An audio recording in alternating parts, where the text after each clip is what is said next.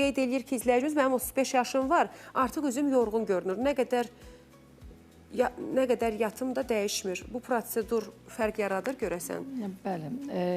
Deyir, üzüm yorğun görsən, nə qədər yatsam da üzümdə yorğunluq Yorğun üz sindromu dediyimiz patologiya, belə deyək də, üz görünüşü.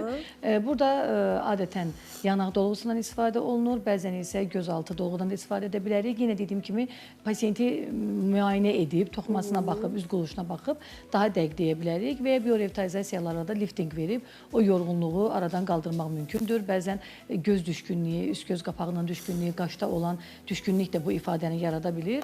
Artıq yuxu ilə əlaqəsi olmadan üzdə yaranan, ola bilər uzun müddət xroniki yorğunluq sindromu dediyimiz, uzun müddət yuxusuz qalıb, işi ilə bağlı, uşaqla bağlı və yaxud da zamanımızda şua, kompüter, istər telefon arxasında əyləşən uzun müddət çox pasiyentlər müraciət edən, çox insanlar var peşəsi ilə bağlı olan və o insanlarda ilk növbədə gözaltı qaralamaların və qırışların yaranması və üzdə də o düşkünlüklərin yaranması müşahidə olunur. Yəni hər bir bu komplekslərin, patologiyaların tam nəticəsi mümkündür.